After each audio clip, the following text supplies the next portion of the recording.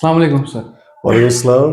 Sir आप ठीक अच्छे से सेहत ठीक? अल्हम्दुलिल्लाह अल्हम्दुलिल्लाह शुक्र। सर हम परसों कर रहे थे प्री स्कूलिंग के बारे में बात। जी जी तो जी। इसी पे हमें एक दो पेरेंट्स ने बोला कि हमें भी थोड़ी बहुत टिप्स दीजिए कि मतलब बच्चे को हम कैसे घर में कैसे उसे उठना ट्रीट बैठना करें। सिखाए, इस पे थोड़े बहुत आप इसमें। देखिए, मैं बात करूंगा अपनी एक्सपीरियंस के हिसाब से, और जो मैं पेरेंट्स के साथ भी काफ़ी बैठा हूँ, तो उस हिसाब से भी मैंने कुछ सीखा है उनसे, और वही मैं शेयर करूंगा आज। कुछ 7 पॉइंट्स मैं आज आपके साथ शेयर करने वाला हूँ, जिसका ख्याल अगर हमने रखा तो इंशाल्लाह काफ़ी फ़ायदा पहुंचेगा बच्चे को भी। इंशाल्लाह। पहला ये कि हम जो पेरेंट्स हैं, हम एक्सपेक्ट करते हैं बच्चों से उनकी कैपेबिलिटी से ज़्यादा और उनकी एज से ज़्यादा।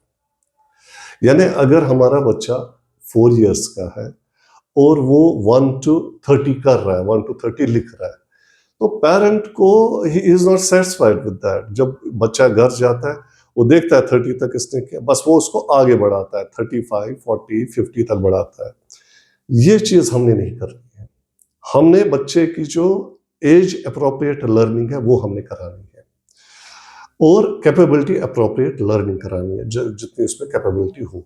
उसको ज्यादा मत डाल दीजिए। देखिए, पूरी लाइफ है सीखने के लिए। बच्चे को पहले ही हम स्ट्रेसफुल एनवायरनमेंट क्रिएट करें, उसको ज्यादा दे।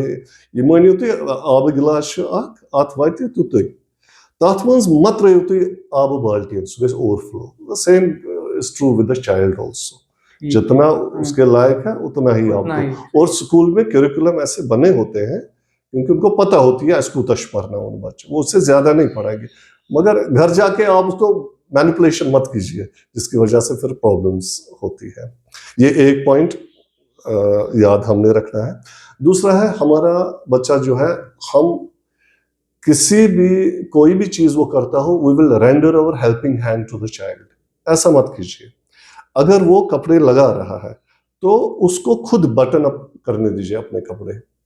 तो मगर हमारे यहाँ अमूमन देखा गया है, माँ ही सब कुछ करती है। माँ इसलिए जल्दी करती है बिकॉज जल्दी बच्चा तैयार हो जाए। तो but it's a problem for the child.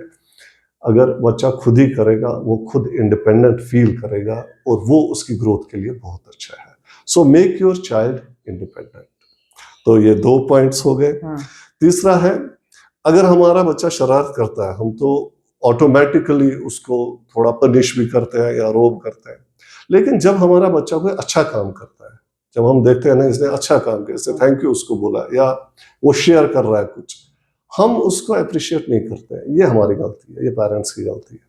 तो जब भी हम देखें हमारा बच्चा कोई अच्छी चीज कर रहा है, अप्रिशिएट करो। एप्रिसिएशन जरूरी है। अप्रिसिएशन बहुत जरूरी है। आपने बच्चे को भेजा पानी का ग्लास लाने के लिए, वो ला रहा है, और देखिए सिर्फ बच्चे की एफर्ट्स देखिए। चाहे वो सक्सेसफुली ला रहा है, चाहे वो स्पिल उसको कर रहा है, चाहे मतलब तुम पेवान आप उसको मत देखिए।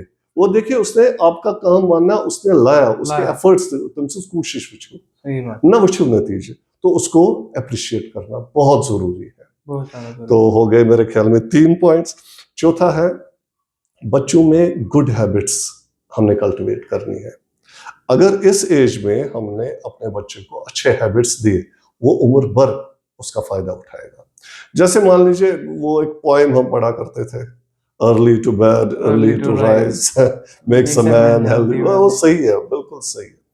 तो यही अगर हम अर्ली उनको सुलाएंगे और अर्ली उनको जगाएंगे, तो बच्चे के मेंटल हेल्थ और फिजिकल हेल्थ के लिए बहुत अच्छा है।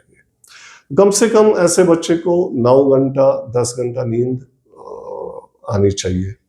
तो अगर हम अपने बच्चे को 9 घंटा सुलाते हैं रात को, और 1 घंटा दिन में सुलाते हैं, जब वो स्कूल से घर जाता है 1 घंटा या 1.5 घंटा वो सोता है, तो उसकी नींद बराबर सही, मतलब रात को 9 घंटे और दिन में 1 घंटा। जी जी जी, दिन में 1 घंटा या 1.5 घंटा, तो वो बहुत अच्छा है। तो इसका ये है कि जल्दी सुलाइए बच्चे को। तो टीवी के साथ रहेगा, मोबाइल के साथ रहेगा, it is very harmful for the growth of the child. तो कितने हो गए? 4 पॉइंट्स हो गए। 5वां पॉइंट है कि बच्चे के सामने कोई भी नेगेटिव बिहेवियर आप खुद ना कीजिएगा। जैसे बहुत सारे पेरेंट्स में ये है कि स्मोक करते हैं बच्चे के सामने। अच्छा देखिए, जितना उस इंसान को, उस फादर को खुद को नुकसान होता है उस सिगरेट पीने से, उससे ज्यादा पैसिव स्मोकर होता है, यानी जो भी दाएं बाएं बैठा होता है और जो भी इनहेल करता है उस स्मोक, उस बेचारे को ज्यादा प्रॉब्लम होती है। अच्छा मोइन साहब, मैं एक चीज आपको बताऊंगा, यहाँ पे मैंने एक घर भी देखा है जहाँ पे फादर चेन स्मोकर है, and you will not believe, बच्चा जो है उसके बच्चे को अस्थमा हुआ। किसकी वजह से? सिगरेट। जब उसने उम्र भर वही सिगरेट का धुआं एज ए पैसिव स्मोकर लिया, तो अनफॉर्चुनेटली इट वाज अनफॉर्चुनेट कि अस्थमा का शिकार हो गया वो बच्चा। तो कोई भी नेगेटिव बिहेवियर है बच्चे के सामने मत कीजिए। उसमें अब्यूजिव लैंग्वेज भी आती है, कभी फादर को गुस्सा आता है, पता नहीं क्या बोलता है, या मदर को गुस्सा आता है, पता नहीं क्या मुंह से निकलता है दूसरों के लिए। बच्चा सीख जाता है। या आप याद रखें, बच्चा एक पावरफुल रिकॉर्डर है और उसके 2 पावरफुल माइक्रोफोन्स भी है। ओके, तो आंखों से वो रिकॉर्ड आपको करता है, कानों से वो हमेशा आपको सुनता है। ये रखिए, ये आप दिमाग में रखिए, ये सब कुछ देख रहा है, सब कुछ सीख रहा है और उसके पैटर्न्स बन रहे हैं वैसे। तो बच्चे के साथ जब भी हम जब बच्चा बैठा होगा तो प्लीज बी वेरी कॉशियस कि हम अपने बच्चे को क्या सिखा रहे हैं। तो 5 पॉइंट्स होंगे। छठा पॉइंट बहुत इंपॉर्टेंट है। देखिए, कुछ पेरेंट्स अपनी बच्चियों को, खुसूसन बच्चियों के साथ होता है, अपनी बच्चियों को बॉयज ड्रेस पहनते हैं और बॉयज कट कराते हैं और उनको बॉयज लैंग्वेज सिखाते हैं।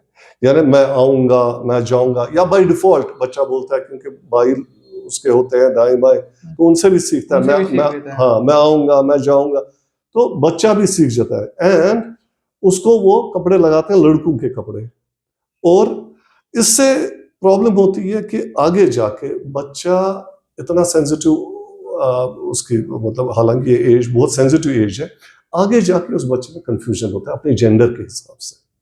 तो वो अपने जेंडर को लाइक नहीं करेगा, बिकॉज वो हमेशा चाहेगा कि वो लड़का बनना चाहिए, बिकॉज उसकी तरबियत ही वैसी हुई होगी। हाँ, तो हमारा सिर्फ, मेरी एक रिक्वेस्ट है कि लड़का हो लड़कों की तरह पले, लड़की हो लड़कियों की तरह पले, and she should be proud to feel as a female, she should be proud to feel as a girl.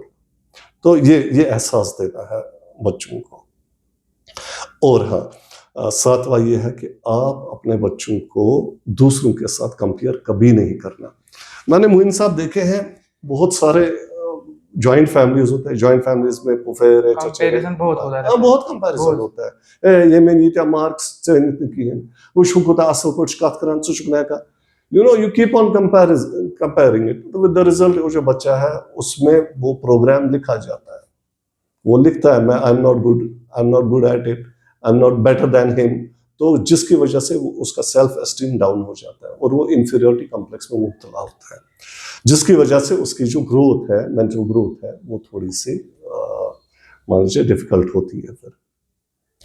और लास्ट में बताऊंगा, आप अपने बच्चे को प्यार दीजिए अनकंडीशनली।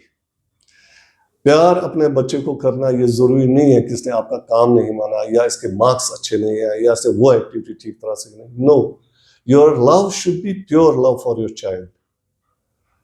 तो उस प्योरिटी में जब आप प्योर लव दे रहे हैं, चाहे वो गलतियां करे या ना करे, but you are loving this child. मेरा मतलब ये नहीं है इसका रोते में लाल मत लगाए, no, I don't mean that.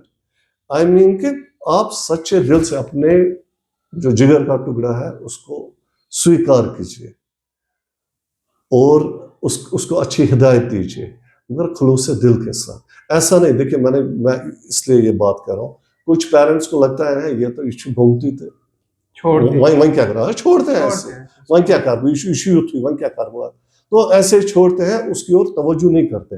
With the result some parents tend to hate their children, और वो उन बच्चों में भी होता है, and they then hate their parents. आजकल भी अगर आप देखते हैं बहुत सारी फैमिलीज में ये हेट्रेड जो है ये चल रहा है अभी। तो आई थिंक ये 8 पॉइंट्स तो ऐसे ही मान लीजिए जल्दी में ही कह दिए, हालांकि parenting is a vast subject. तो आई थिंक अगर इन 8 पॉइंट्स पे तवज्जो किया जाए तो बहुत इंशाल्लाह बहुत फायदा पहुंचेगा। Okay, thank you sir. Thank you very much. Thank you. वालेकुम अस्सलाम।